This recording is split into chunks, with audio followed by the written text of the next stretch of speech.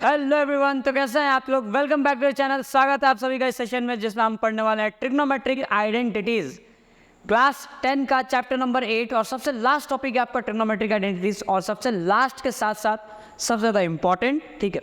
और आप कह सकते हैं कि थोड़ा सा कॉम्प्लेक्स और आपको भारी भी पड़ेगा ये हल्का सा, है ना।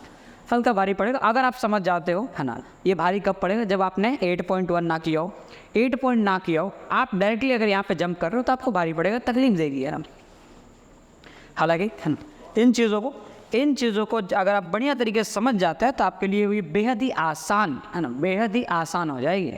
तो सर समझने का मतलब क्या होता है? सर देखो बेटा, समझने का मतलब ये होता है कि तुम्हारा फॉर्मूला याद होना चाहिए कि साइन थीटा जो है ना, उसको 1/cosec लिख सकते हैं, कॉस को 1/sec लिख सकते हैं, tan को 1/cot लिख सकते हैं। tan थीटा का फॉर्मूला sin अपॉन कॉस होता है, cot थीटा का फॉर्मूला cos अपॉन साइन हो जाएगा। ये सारी चीज़ें अगर आपको आती है तो नो डाउट आप इसको बहुत अच्छे से कर लेंगे। क्लियर? तो आइए शुरू करते हैं फटाफट से। आज का टॉपिक जो है ट्रिग्नोमेट्रिक आइडेंटिटीज। सो ट्रिग्नोमेट्रिक आइडेंटिटीज क्या होते हैं? देखो, ट्रिग्नोमेट्रिक आइडेंटिटीज जो है इसको हम पाइथागोरियन आइडेंटिटीज भी कहते हैं। इन्हें जो है हम पाइथागोरियन आइडेंटिटीज भी कहते हैं। तो पहले तो आप ये चीज़ लिख लेना, है ना।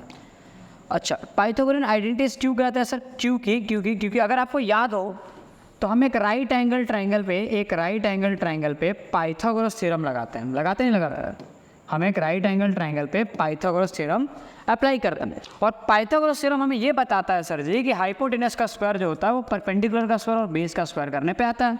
सही का?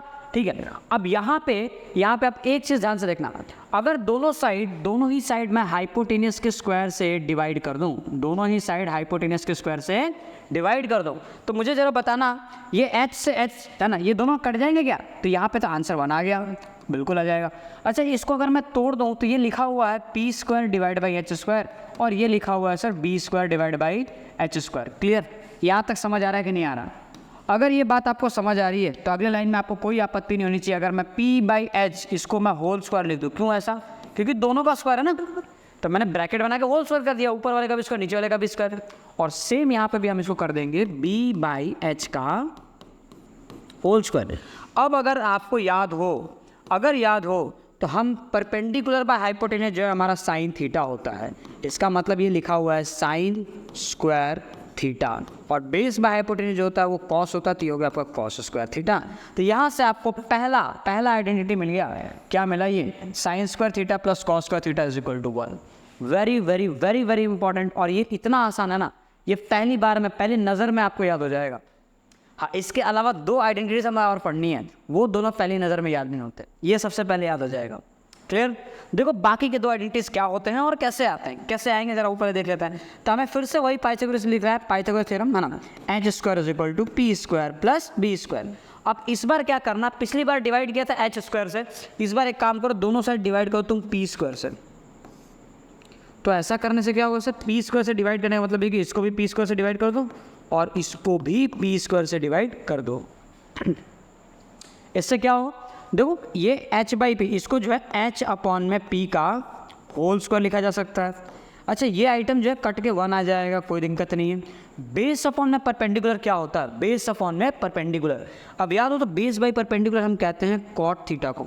एक काम करो, इसको तो बाद में करो, पहले तो इसको ऐसे लिख दो, बेस बाई परपेंडिकुलर का होल स्क्वायर। अब सबकी वैल्यू रखो, हाइपोटेनस बाई परपेंडिकुलर क्या होता है? ये होता है कोसेक, तो ये आपका हो जाएगा cosec square theta is equal to 1 plus ये होता है कॉट, ये हो गया आपका कॉट स्क्वायर थीटा। इसका अर्थ है कि यहाँ से मिलेगा cosec square theta minus cot square theta is equal to 1। और ये है आपकी दूसरी इंपॉर्टेंट, महा इंपॉर्टेंट आइडेंटिटी। समझे? क्लियर हो गई बात? अब देखो तीसरी आइडेंटिटी क्या होती है। तीसरी आइडेंटिटी कैसे निकलेगी सर? तो तीसरी वाले के लिए फिर से आपको लगाना है पाइथागोरस थ्योरम। यहाँ पे हम अप्लाई कर देते हैं, ये हो जाएगा h² is equal to perpendicular का स्क्वायर प्लस बेस का स्क्वायर। अब इस बार देखो, h से मैं डिवाइड कर चुका हूँ, मैं p से डिवाइड कर चुका हूँ, अब क्या बचा है? b, तो दोनों साइड b से डिवाइड कर दो, divide by b² divide by b²। देखो अब ये क्या होगा, इसको मैं लिख सकता हूँ हाइपोटेनियस बाई बेस का होल स्क्वायर, और ये क्या हो जाएगा? परपेंडिकुलर बाई बेस का होल स्क्वायर। और ये जो है दोनों देखो, b² जो b² कट जाएगा, ये आ गया आपका 1। सो हाइपोटेनस बाय बेस क्या होता है? बेस बाय हाइपोटेनस कॉस होता था, हाइपोटेनस बाय बेस जो वो सेक हो जाएगा, तो इसे हम कहेंगे सेक स्क्वायर थीटा। अच्छा, इज इक्वल टू ये क्या हो जाएगा? tan स्क्वायर थीटा अच्छा प्लस क्या है, यहाँ पे 1 है। अब इसको आप इस साइड शिफ्ट कर दो, इसको इस साइड शिफ्ट कर दो, तो क्या मिलेगा, यहाँ से मिलेगा आपको sec square theta minus tan square theta is equal to 1। और ये है आपकी तीसरी महा इम्पॉर्टेंट आइडेंटिटी, जो कि very very very very important होगी, जैसे कि मैं आपको हमेशा बताता हूँ। क्लियर है, सभी को समझ में आ गई। ये 3 इंपॉर्टेंट आइडेंटिटीज हमें पढ़नी होती हैं, ठीक है सब। तो इन तीनों को एक बार जो है मैं ढंग से लिस्ट कर देता हूँ ताकि आपको याद रहे कौन कौन सी हैं। पहले एक लाइन बना लो, ठीक है। तो ये है हमारी सीधी लाइन, जो कि बहुत सीधी, ठीक है। अब इसके बाद हम जो चीज़ों को लिख लेते हैं।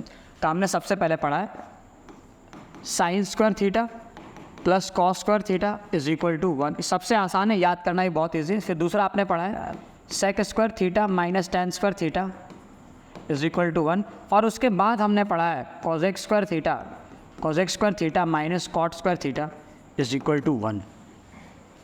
डन, यहाँ तक बात समझ में आ गई क्या? अब देखो क्या करना है। अब यहाँ से कुछ इंपॉर्टेंट रिजल्ट्स आपको बता रहा हूँ कि याद रख लेना। एन इम्पॉर्टेंट रिजल्ट, सर क्या है ये important result? An important result, ये इम्पॉर्टेंट रिजल्ट क्या होता है ना? तो ये इंपॉर्टेंट रिजल्ट हम डिराइव करेंगे सेकंड और थर्ड वाले से, फर्स्ट वाले से नहीं। फर्स्ट वाले में पॉसिबल है ना, इसलिए सेकंड थर्ड में देखो क्या खास बात है। सेकंड वाले को आप अगर मैं फिर से लिखूँ तो ये लिखा हुआ है cosec square theta minus cot square theta. अब अगर आप देख पा रहे हो तो ये एक नंबर का स्क्वायर है, एक नंबर तो नहीं कह सकते, ये पहली क्वांटिटी का स्क्वायर माइनस दूसरी क्वांटिटी का स्क्वायर है। क्या मतलब हुआ सर इसका? ए स्क्वायर माइनस बी स्क्वायर क्या होता है? A square minus b square क्या हो जाएगा? ये हो जाएगा ए प्लस बी, यानी एक बार हो जाएगा कॉजेक थीटा प्लस कॉट थीटा, और अगली बार क्या होगा? ए माइनस बी, यानी कॉजेक थीटा माइनस कॉट थीटा। फर्क समझ में आया? अच्छा तो ध्यान से देखना जरा ना, मैं तुम्हें फिर से कुछ नया बता देता हूँ। ये अगर कैंसिल हो जाए तो बहुत अच्छी बात है। हाँ बिल्कुल हो गया ये, ठीक है। चल अब यहाँ पे आप लिखो cosec square theta minus cot square theta is equal to 1 होता है। A square minus b square को मैंने फैला दिया, cosec theta plus cot theta, cosec minus cot, और इज इक्वल टू क्या कर दिया यहाँ पे 1। अब जरा कमाल की चीज़ ऑब्जर्व करना, इन दोनों को मल्टीप्लाई करने पे आंसर 1 आ रहा है। क्या समझ आ रहा है इससे? ऐसी दो चीज़ें जिन्हें मल्टीप्लाई करने पे आंसर 1 आ जाए, उन चीज़ों को हम कहते हैं रेसिप्रोकल एक दूसरे का। यहाँ से समझ में आना चाहिए कि कॉजेक प्लस कॉट थीटा और कॉजेक माइनस कॉट थीटा एक दूसरे के रेसिप्रोकल है, क्योंकि रेसिप्रोकल ऐसे नंबर्स होते हैं जिन्हें मल्टीप्लाई करने पे आपका आंसर 1 आ जाए। तो यहाँ से आज के बाद ये बात हमेशा ध्यान रखना कि कॉजेक प्लस कॉट इसका रेसिप्रोकल हो जाएगा कॉजेक माइनस कॉट, ठीक है। तो यहाँ से ना आप एक लाइन और लिख सकते हो चाहो तो, cosec theta plus cot theta is equal to 1 upon cosec theta minus cot theta. ये हमने यहाँ पे ऐसे लिख दिया। क्लियरली बात समझ में आ गई आपको? डन, चलो ठीक है। नेक्स्ट स्टेप में अपन थोड़ा आगे बढ़ते हैं। ये हो गया आपका पहला रिजल्ट, ये आपका पहला रिजल्ट यहाँ पे समाप्त। अब देखो दूसरा रिजल्ट क्या कहता है। दूसरा रिजल्ट इसे हमें बंद कर देना चाहिए, बिल्कुल भी छेड़खानी नहीं करनी चाहिए, ठीक है। और इससे आप पहले तो यहाँ लेके आ जाते हैं, ठीक है, और इससे हमने इसे ड्रॉ कर दिया। क्लियर? अब देखो सेकंड रिजल्ट क्या कहता है। सेकंड रिजल्ट ये आएगा आपका sec square theta minus tan square theta is equal to 1 होता है। ये बात तो सही थी सर। अब इसमें अगर आपको याद हो तो अगेन ये ए स्क्वायर माइनस बी स्क्वायर बन रहा है, और ए स्क्वायर माइनस बी स्क्वायर देखते ही आपके मन में ख्याल आना चाहिए कि सर इसको तो मैं तोड़ सकता हूँ, sec theta plus tan theta लिख सकता हूँ, और मल्टीप्लाई में sec theta minus tan theta भी लिखा जा सकता है। दोनों को ऐसे लिख दिया हमने इनटू के फॉर्म में, और इसका आंसर तो सर 1 आएगा। सही बात है, इसका आंसर 1 आ जाएगा। अब 1 को देखते ही फिर मेरे मन में ख्याल आया, सुना है कभी कभी मेरे मन में ख्याल आता है, तो मेरे मन में ये ख्याल आया, क्या ख्याल आया कि ये दोनों एक दूसरे के रेसिप्रोकल है। कैसे और क्यों? क्योंकि सर मल्टीप्लाई करने पे आंसर 1 आ गया ना, और ऐसे दो नंबर जिन्हें मल्टीप्लाई करने पे आंसर 1 आता है उन नंबर को हम कहते हैं वो एक दूसरे के रेसिप्रोकल हैं। तो यहाँ से आपका कंक्लूजन मिल सकता है। आप यहाँ पे लिखेंगे कि sec theta plus tan theta is equal to 1 over sec theta minus tan theta. Clear? तो ये आपका दूसरा इंपॉर्टेंट रिजल्ट है, इसलिए आप ध्यान रखें। याद रखने वाली चीज़ है सब ना, आपको याद होनी चाहिए। आगे बढ़ते अपने सवाल की तरफ, और सवालों से शुरुआत करते हैं। सवालों से शुरुआत करेंगे और लाइन बाय लाइन जो सारे क्वेश्चन अपने को टैकल करना है। तो आज का हमारा पहला सवाल है इस सेशन का, express the ratios cos A, tan A, sec A in the terms of sine है। बड़ा आसान है, ठीक है, फिर भी करना तो पड़ेगा। अब कॉस, टेन और सेक इन सभी को एक्सप्रेस करना है, लेकिन साइन के टर्म्स में करना है। जब भी ऐसा सवाल है कि express in terms of this, express in terms of this, तो क्या करो, ऐसा कोई आइडेंटिटी उठाओ जिसके अंदर आपको ये मिल जाए। साइन किस में मिलेगा, तो साइन मुझे याद है 3 आइडेंटिटी हमने लिखी थी। साइन पहले वाले मिलेगा sine square A plus cos square A is equal to 1 होता है। सही है ना, बिल्कुल सही है। अब मुझे साइन ए के टर्म्स में वैल्यू निकालना है, तो काम करो साइन को ही रहने दो, बाकी सबको उधर शिफ्ट कर दो। तो यहाँ से क्या मिला, sine square A is equal to 1 minus cos square a. अब मुझे साइन है ना, अच्छा साइन के टर्म्स में वैल्यू, अच्छा वैल्यू किसकी चाहिए, कॉस की वैल्यू चाहिए ना, साइन की वैल्यू नहीं चाहिए। तो एक काम कीजिए, अगर वैल्यू आपको कॉस की चाहिए तो आप यहाँ से कॉस को शिफ्ट कर दीजिए ना, साइन को शिफ्ट कर दीजिए मतलब। तो यहाँ से हमें कॉस की वैल्यू चाहिए तो साइन को इधर फटक दो आप। तो यहाँ से क्या मिल जाएगा आपको, cos square A is equal to 1, और साइन को उठा के हमने यहाँ रख दिया। तो ये क्या हो जाएगा, 1 माइनस साइन स्क्वायर ए आ जाएगा, 1 माइनस साइन स्क्वायर ए। अब यहाँ से आप स्क्वायर हटा दो तो ये रूट लग जाएगा, और यहाँ पे रूट में आ जाएगा 1 माइनस साइन स्क्वायर ए। ये हो गया कॉस की value in terms of sign. देखो कॉस की वैल्यू निकालनी है इन टर्म्स ऑफ साइन, तो पहला आपका आंसर आ गया, कॉस आ गया। अब आगे क्या निकालना है, टेन निकालना है, फिर क्या निकालना है, सेक निकालना है। देखो टेन तो निकलते रहेगा, पहले सेक के ऊपर चर्चा करते हैं अपन। क्यों सर ऐसा, क्योंकि आप अगर ध्यान से देखो तो कॉस और सेक रेसिप्रोकल होते हैं। अच्छा, तो अगर मुझे सेक निकालना है, सेक ए निकालना है, तो क्या सेक ए जो है 1 अपॉन कॉस होता है, क्या 1 अपॉन कॉस ए। तो सेक ए यहाँ से मैं कह सकता हूँ सेक ए इज इक्वल टू 1 अपॉन, और कॉस ए की वैल्यू कितनी है ये, तो अंडर रूट में 1 माइनस साइन स्क्वायर ए। अब देखो ये सेक ए की वैल्यू आ गई, और ये भी है आपके साइन के टर्म्स में, ये भी हो जाएगी साइन के टर्म्स में। तो इसको भी हमने यहाँ पे ऐसे लिख दिया। तो पहला आंसर आ गया, दूसरा आंसर आ गया। अब देखना है तीसरा, डेट इज टेन है। अब टेन कैसे निकालेंगे, साइन और टेन का तो कोई रिलेशन भी नहीं है क्या, अरे है ना, याद है क्या साइन और टेन का रिलेशन। अगर आपको ढंग से याद हो तो जो टेन ए होगा उसे हम sine a divide by cos a लिखते हैं क्या, बिल्कुल लिखते हैं। अब अगर मुझे वैल्यू निकालनी है टेन ए की, किसकी वैल्यू निकालनी है, टेन ए की, तो टेन ए की वैल्यू कैसे आएगी, साइन बाई कॉस करने पर टेन की वैल्यू आ जाएगी। अब साइन को तो साइन रहने देंगे अपन, कुछ नहीं दिक्कत है, साइन से तो कोई दिक्कत है नहीं, तो साइन के टर्म्स पे लिखना मुझे। लेकिन यहाँ पे कॉस नहीं हो सकता, कॉस की जगह पे आप एक काम करो, कॉस की वैल्यू कितनी आएगी, ये रही कॉस की वैल्यू, कॉस की वैल्यू उठा के यहाँ रख दो आप। तो कॉस की वैल्यू जैसे ही आप नीचे रखोगे तो ये क्या हो जाएगा, ये हो जाएगा 1 minus under root sine square a. देखो ये ऊपर वाली साइन है और नीचे वाला कॉस की वैल्यू, तो साइन बाई कॉस क्या हो गया, टेन। तो आपके टेन की वैल्यू ये आ जाएगी। समय मिला tan A is equal to this. अब इसको भी आप इंपॉर्टेंट मार्क कर लें। इंपॉर्टेंट मार्क मतलब ये सब याद नहीं रखना, ये सब आपको रिजल्ट निकालने आना चाहिए। ज़रूरत पड़ने पे आप जो इस प्रकार से रिजल्ट्स निकाल सकें। क्लियर। तो हमने निकाल लिया कॉस की वैल्यू, सेक की वैल्यू, टेन की वैल्यू, तीनों के तीनों निकाल लिए। ऐसे एक्सप्रेस करना, लेकिन तीनों देखो ये भी साइन के टर्म्स में है, ये भी साइन के टर्म्स में, और ये भी आपका साइन के टर्म्स में। तो ऐसे आपको आना चाहिए। तो नेक्स्ट क्वेश्चन हमारे पास है, prove that sec A into 1 minus sine A into sec A plus tan is equal to 1। हाँ, हल्की फुल्की एडिटिंग दिख रही क्या तुम्हें? ये एडिटिंग मैंने करी है, ठीक है।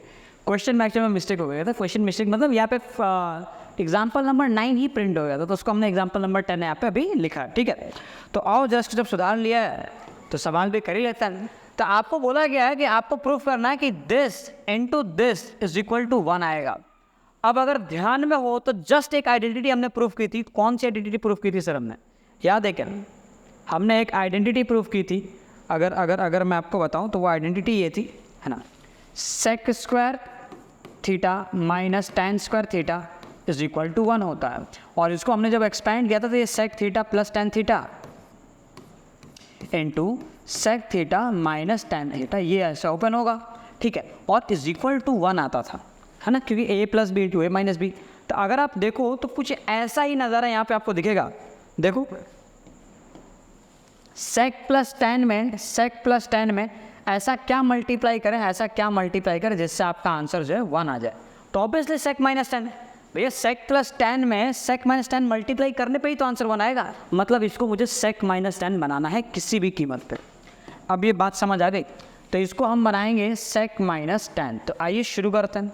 तो इसको अंदर multiply sec a into one हो जाएगा, तो ये हो गया तुम्हारा sec a minus sec a into sine a हो जाएगा, तो sec a into sine a. Clear, ये पार्ट हो गया। और ये वाला पार्ट वैसे छोड़ दो, sec a plus tan A, done done. Okay sir, अब sec a को आप sec a रहने, कोई दिक्कत नहीं है। इसको आप 1 में cos कर दो, cos a, और साइन ए को साइन ए छोड़ लो, तो आप देख पाएंगे कि साइन अपॉन में कॉस ये हो जाएगा tan, ठीक है। और बाकी सब में तो कोई दिक्कत है ही नहीं, तो बाकी सब तो वैसे का वैसा रह जाएगा। नेक्स्ट लाइन में ये बन जाएगा आपका sec a minus tan a, और ये हो जाएगा into sec a plus tan a। अब अगर ये a plus B into A minus B के फॉर्म में नज़र आ रहा है, इसका मतलब ये हो जाएगा a का स्क्वायर माइनस b का स्क्वायर इज इक्वल टू, इसका आंसर आता है 1, क्योंकि आइडेंटिटी है। अब देखो इधर सॉल्व करना स्टार्ट किया और इज इक्वल टू 1 था, इज इक्वल टू 1 लेकर आ गए हम। तो ये हो गया प्रूफ। इस तरीके से आपको प्रूफ करना और आगे बढ़ते जाना। Clear sir? बढ़ते हैं अगले सवाल की तरफ। हमारे पास अगला क्वेश्चन दिया हुआ है, prove that cot a minus cos a, okay, और इज इक्वल टू है cos a cosec a minus 1 upon में cosec a प्लस 1। ठीक है, अब देखो इसमें भी आपको सोचने का एक नज़रिया आपको दिया जाएगा, ठीक है, ध्यान से समझना। यहाँ पे गिवन है cot a माइनस कॉस है, और नीचे की तरफ, ठीक है, आप जरा पहले देख लो ना, उसके बाद जरा समझना। यहाँ पे जो है a माइनस बी का फॉर्म है, तो यहाँ पे भी देखो a माइनस बी का फॉर्म है, और नीचे अगर a प्लस बी का फॉर्म है, तो देखो यहाँ पे भी a प्लस बी का फॉर्म है। पहले तो तब फॉर्म आप आइडेंटिफाई कर लो। अगर आपको फॉर्म समझ में आ रहा है, मतलब देखो आधा क्वेश्चन आपका ऐसे सॉर्ट आउट हो जाएगा। फॉर्म समझ आ रहा है तो आधा क्वेश्चन आपका ऐसे बन जाएगा, cos t। अब देखो सब कुछ सेम है, लेकिन यहाँ पे कॉस की जगह पे देखो यहाँ पे 1 नज़र आ रहा होगा। अब ये 1 कब आता है? किसी भी यहाँ पे कोई नंबर है, मान लो उसको यहाँ पे 1 कर देगा, तो ये तो तभी मुमकिन है ना जब इस सेम नंबर को मान लो इसको मैं कॉस से डिवाइड कर दूँ, तभी तो कॉस बाई कॉस करके यहाँ 1 आएगा। है ये बात समझ आ रही कि नहीं आ रही? तो यहाँ से हमारे अंदर ये थिंकिंग डेवलप होनी चाहिए कि इसको 1 बनाना है दोनों को, तो हमें न्यूमरेटर और डिनोमिनेटर दोनों में कॉस से डिवाइड करना होगा। तो यहाँ से हमने उठाया एक इम्पॉर्टेंट कदम, जो कि ये था कि हमने ऊपर वाले को भी कॉस से डिवाइड कर दिया, ठीक है, और नीचे है ना, नीचे जो अपना डिनोमिनेटर था, नीचे वाला पार्ट, ठीक है, नीचे क्या दे रखा था अपने को, cot a plus cos a। आप इसको भी cos a से डिवाइड करो। इससे क्या फ़ायदा होगा सर? देखो फ़ायदा करोड़ों का फ़ायदा होगा, ठीक है। cot अपॉन में cos, पहले तो cot लिख दो। cot क्या हो जाएगा? cot हो जाएगा आपका cos थीटा अपॉन में साइन, है ना, और इसको किससे डिवाइड किया गया? cos से, तो इसके लिए एक cos और आ जाएगा, cos से। अच्छा, माइनस ये cos दोनों भी थे ना, इसके नीचे भी और इसके नीचे भी, cos बाई cos, है ना, ये क्या हो जाएगा? cos a divide by cos a। Clear? ऊपर वाले न्यूमरेटर को हमने सॉल्व किया। अब डिनोमिनेटर की बारी। डिनोमिनेटर अभी cot को फिर से खोल दो, cot के नीचे भी cos आएगा और cos के नीचे तो cos आएगा ही आएगा। तो cot क्या हो जाएगा? cos a divide by sine A, and एक cos से नीचे वाला है जिससे डिवाइड किया हमने, और प्लस ये हो जाएगा cos a divide by cos a। अब ये हरकत करते ही तुम्हें नज़र आएगा, ये दोनों आइटम कट के देखो 1 1 आ जाएंगे, cos से cos कट जाएगा, cos से cos कट जाएगा, ऊपर क्या बचा? 1 अपॉन में साइन क्या हो जाएगा? 1 अपॉन में जो साइन हो जाएगा आपका cosec a, और minus cos by cos 1 whole divided by, देखो अगेन यहाँ पे भी क्या बच रहा है? ऊपर 1 बच रहा है, 1 अपॉन में साइन क्या हो जाएगा? cosec, और प्लस cos बाई cos कितना आ जाएगा? 1 आ जाएगा। तो ये आपका फाइनल आंसर आ गया। हमने यहाँ से स्टार्ट किया और ये हमने प्रूफ कर दिया, तो ये हो गया आपका, ये क्वेश्चन भी प्रूव्ड हो गया। क्लियर? तो बढ़ते हैं नेक्स्ट क्वेश्चन की तरफ। अगला सवाल क्या है? अगला सवाल है, prove that sine minus cos plus 1 divided by sine plus cos minus 1 is equal to 1 over sec minus 10। तो ये कैसे करेंगे? लिखा भैया by using the identity sec square theta is equal to 1 plus tan square theta. ठीक है, तो कैसे यूज़ करना है जरा ध्यान से समझो। पहली बात कि मुझे प्रूफ करना है सेक और tan में, और मुझे यहाँ पे नज़र आ रहा है साइन और कॉस, तो पहले तो इसको चेंज करो, साइन कॉस को सेक और tan बनाओ। तो देखो पहले लिखते हैं, हमारे पास लिखा हुआ है यहाँ पे कि sir sine minus cos plus 1 and divided by, नीचे क्या रखा है? Sine plus cos minus 1। अब इसको सेक और tan में कन्वर्ट करने के लिए आपको किसी ना किसी से डिवाइड करना पड़ेगा। अब किससे डिवाइड करना पड़ेगा ज़रा सोचो। तो हम इसको डिवाइड करेंगे, है ना, tan बनाना ना, tan, तो आप साइन के नीचे अगर cos से डिवाइड करोगे तभी देखो tan बनेगा। तो आप ऊपर वाले को भी cos से डिवाइड कर दो सबको, और नीचे वाले भी सबको किससे डिवाइड कर दो? cos से। इसका क्या परिणाम आएगा सर?